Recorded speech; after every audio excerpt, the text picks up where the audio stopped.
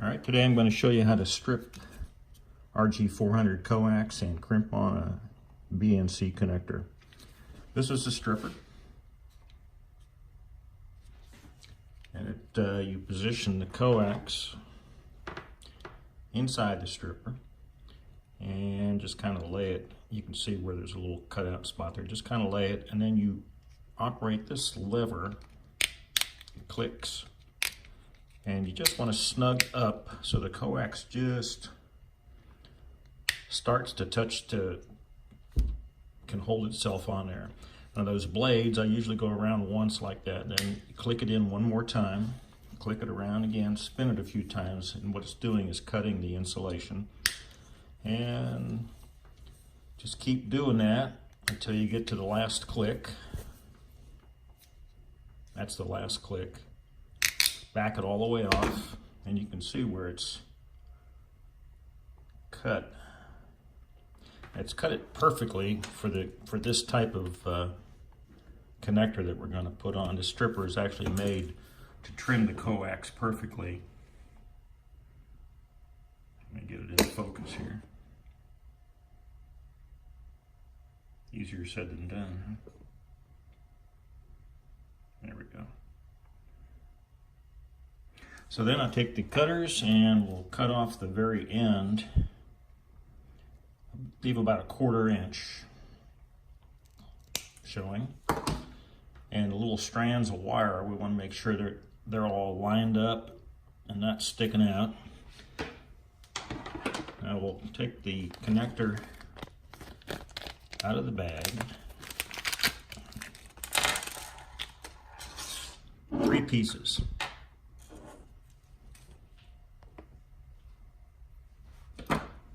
I'm going to take the gold pin and we're going to, well, this thing's not auto-focusing. I'm going to insert the wire into the gold pin. Now what you have to be real careful of is to make sure none of those strands, and actually I need to trim a little bit more off that center conductor. You can see that it's not snug against the polyethylene down there. Yeah, it is. There we go.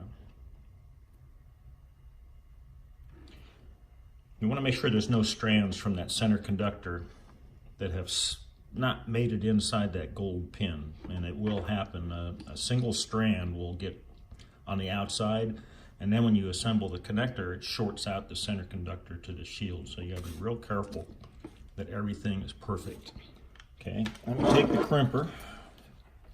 Crimper has 2 holes in it in the die. Obviously we're going to use the small hole.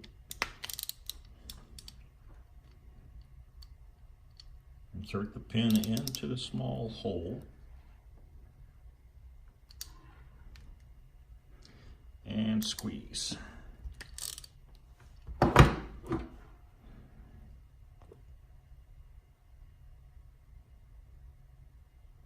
see that little gap between the polyethylene and the gold? You can see the wire in there.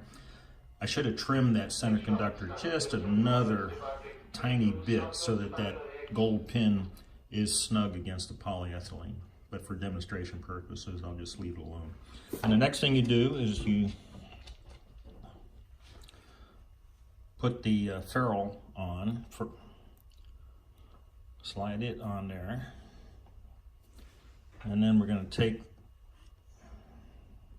the rest of the connector, stick it on there, and just go on part way. And then I'm going to swivel it around so I flare the shield so that the shield goes around the outside of that connector, okay? And then when you push it all the way on, you hear a little snap. Hear that? Okay, that's apparently the gold pin snaps into position inside the connector, and that tells you it's all the way on. And then you can check, just make sure that gold pin is near the surface of the connector. Then you take the ferrule here and you just slide it up, slide it over, and then we're going to crimp it with the crimper. Go to the big side,